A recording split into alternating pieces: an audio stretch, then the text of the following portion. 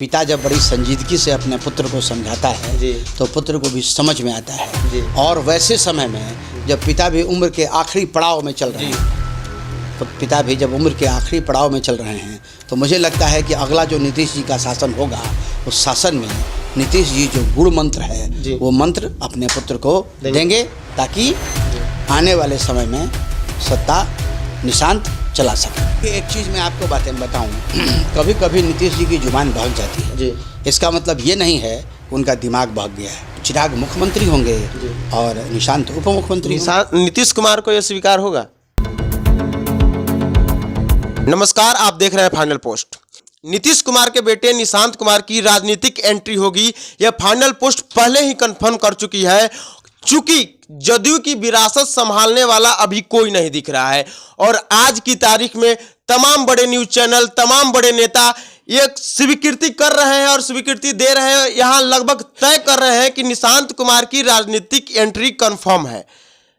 तमाम बड़े नेता और विपक्ष के नेता बयानबाजी कर रहे हैं ताकि निशांत की राजनीतिक एंट्री ना हो।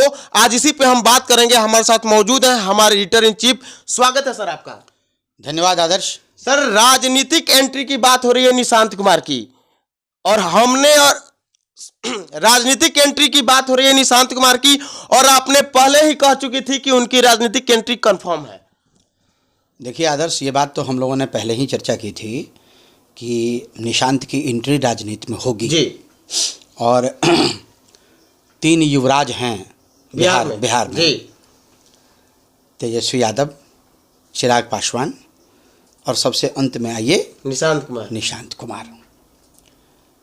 निशांत कुमार की एंट्री के बारे में हम लोगों ने जानकारी दी थी। आज एक जानकारी और आपको दे देते हैं जी।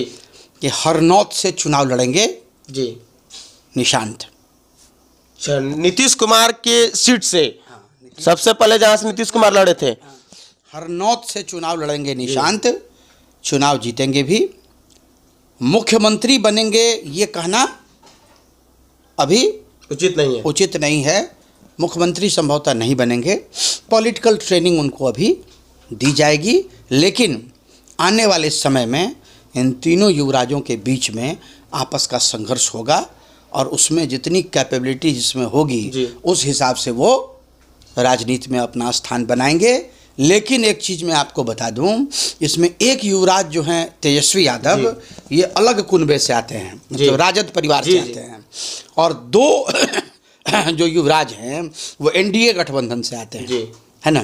तो एनडीए गठबंधन में भी अच्छा दोनों का सपना मुख्यमंत्री बनना होगा। चिराग पासवान का थोड़ा ज़्यादा होगा, निशांत का थोड़ा कम होगा।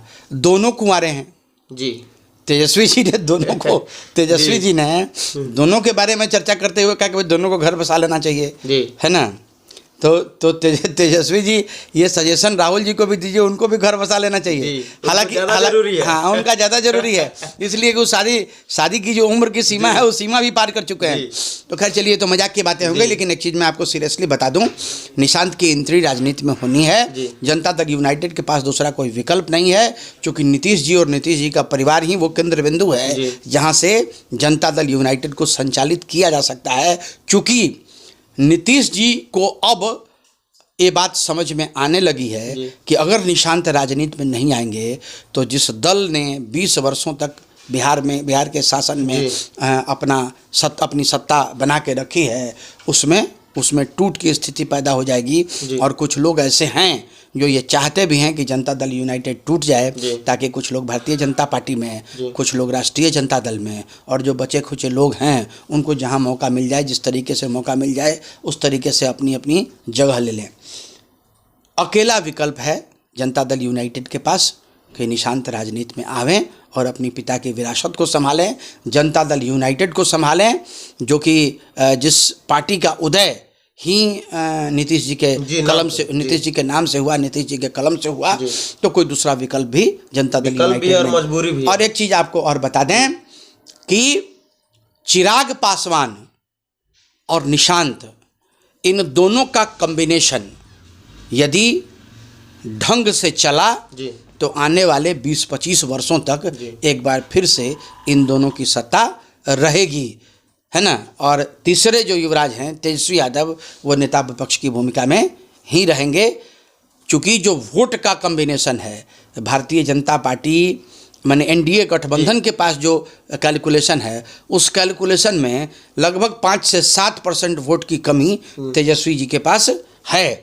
तेजस्वी जिस दिन उस वोट को पाटने की स्थिति में आ जाएंगे, उस दिन वो भी बिहार का कमान संभाल सकते हैं। हालांकि एक चीज़ और आपको बता दें कि जो जो समय बीत रहा है, हम लोग भी महसूस कर रहे हैं कि तेजस्वी ज़्यादा मैच्योर दिख रहे हैं, परिपक्व हो रहे हैं। हाँ, परिपक्वता उनमें थोड़ी ज़्यादा आ रही है। तो देखिए आगे क्या हो सकता है। लेकिन जो घोषणा हम लोगों ने की थी, बिल्कुल तय मान लीजिए कि निशांत राजनीति में आ रहे हैं, हरनौत से चुनाव लड़ेंगे जी। और सरकार बनती है एनडीए गठबंधन की, तो किसी मजबूत पोर्टफोलियो में जी उनको रखा, मंत्रालय भी उनको मिलेगा। धीरे धीरे राजनीति और राजनीति की जो मतलब कूटनीति है, उसको समझने का मौका उनको मिलेगा, समझेंगे। फिर आने वाले समय में, ये तो समय और भाग्य तय करता है कि सत्ता में आप कब तक काबिज रहिएगा, लेकिन फाइनल पोस्ट की इस खबर पे मुहर लग चुकी है कि निशांत राजनीति में आएंगे।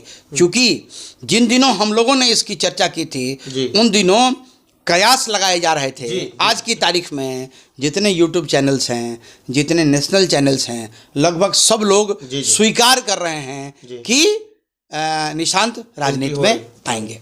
आपने कहा कि चिराग और निशांत की एक मत होने के बाद कि अगर एक मत होते हैं तो सभी चीज़ ठीक ठाक चलेंगी, तो क्या चिराग पासवान को यह स्वीकृति होगी कि उनके रहते निशांत कुमार को मुख्यमंत्री या उनसे बड़ा मंत्रालय दिया जाए?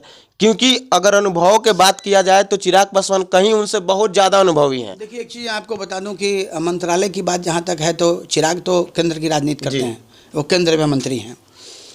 बिहार में अगर मंत्रालय देना भी होगा तो चूँकि चिराग के पास अनुभव ज़्यादा है, तो चिराग मुख्यमंत्री होंगे और निशांत उप मुख्यमंत्री। नीतीश कुमार को यह स्वीकार होगा?